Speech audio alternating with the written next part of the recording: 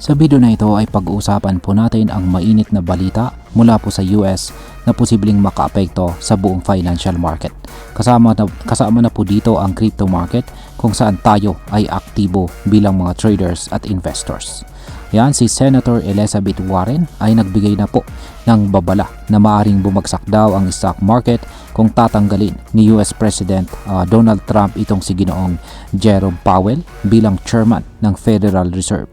Pero ang tanong natin ngayon, kung mangyari nga ito, babagsak din ba ang crypto market? At kung oo, gaano kalala ang epekto nito para sa atin bilang mga Pinoy na nasa mundo ng crypto? Kaya yan po ang siyang ating pag-uusapan sa video na ito. Pero bago po tayo magpatuloy ay pakibasa lamang po muna ang disclaimer dito sa ibaba ng ating screen. Ayan, simulan po natin sa kung sino po si Ginoong Jerome Powell at bakit po siya mahalaga. Ayan, itong si Ginoong Jerome Powell ay siya po ang kasalukuyang chairman ng Federal Reserve o Fed. Chairman ng Central Bank ng Amerika.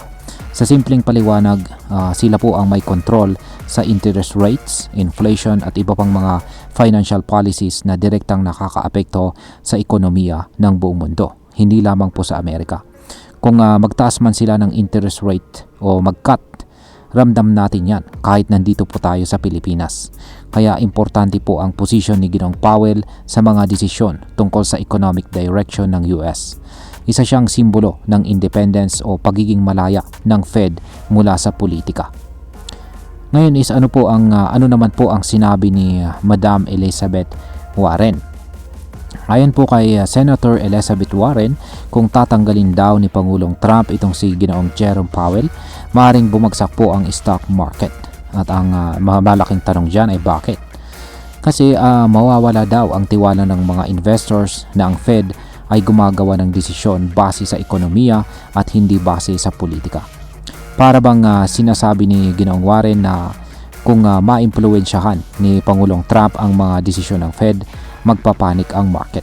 Sa mundo ng investors, ang panic ay nagdudulot po ng sell-off. At kapag nangyari yan, posibleng magkaroon ng domino effect. Hindi lang sa stock market, kundi pati na rin sa crypto market. Ngayon is paano naman apektado ang crypto market? Kaya yan po yung tanong dito. Crypto naman tayo hindi naman tayo nasa stock market.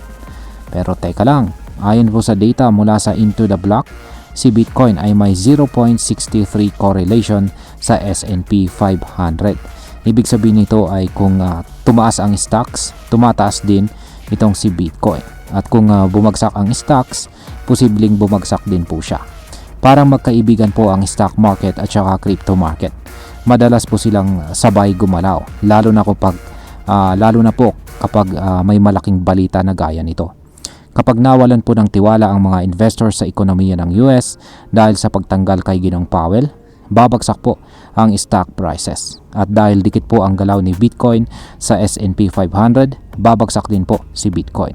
Kapag bumagsak po si Bitcoin, sunod-sunod na pong madadamay ang mga altcoins tulad naman ni Ethereum, Solana, XRP at iba pa. Ngayon ay may pag-asa pa ba na magkakaroon ng bullish? Yan, bullish pa rin pa ba? Yan, hindi lamang puro pangamba ang usapan natin ngayon. May mga analyst naman na nagsasabing kahit may ganitong threat, may dahilan pa rin naman para maging bullish o positibo ang pananaw dito sa crypto market. Una, si Pangulong Trump ay nagpapahiwatig ng posibilidad na matapos na po ang US-China trade war. Alam natin na may giyera ng ekonomiya sa pagitan po ng mga higanting bansa. Apektado po ang markets dahil dyan. Kaya kung magkakaayos po sila, posibleng sumaya ang mga investors. Pangalawa, kahit mabagal, kahit mabagal po ay tuloy-tuloy pa rin ang pagtulak ng US para sa ceasefire sa Russia-Ukraine war. Kapag bumaba po ang geopolitical tension, mas gumagaan ang galaw ng markets. Pangatlo, ayon naman po kay Titan of Crypto, isang kilalang crypto analyst, mukhang nahanap na ni Bitcoin ang kanyang bottom support. Ayan, meron po tayong chart dito.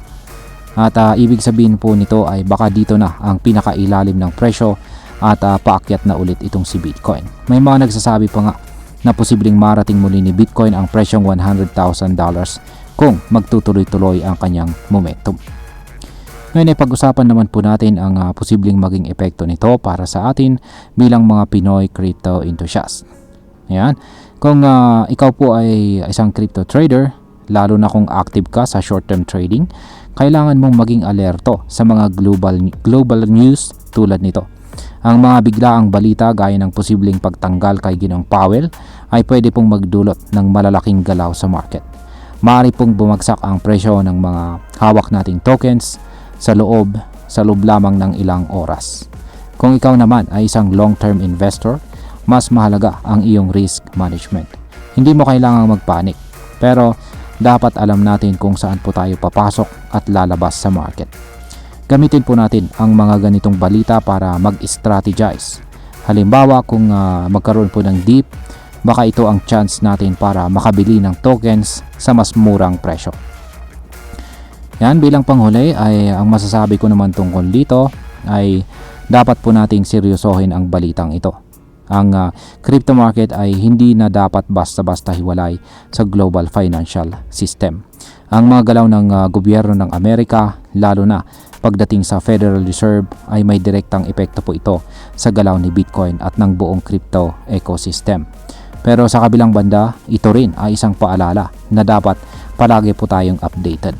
Ang crypto ay hindi lamang basta investment. Isa itong commitment na laging aralin at intindihin ang mga nangyayari sa paligid nito. Kaya ang advice ko po ay wag lang tayong mag-focus sa presyo. Intindihin din natin ang mga dahilan sa likod ng mga paggalaw ng market.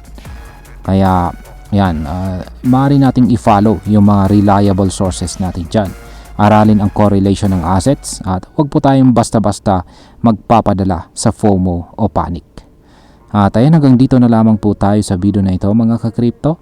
Marami pong salamat sa panonood. Ingat po tayo lagi at God bless po sa ating lahat.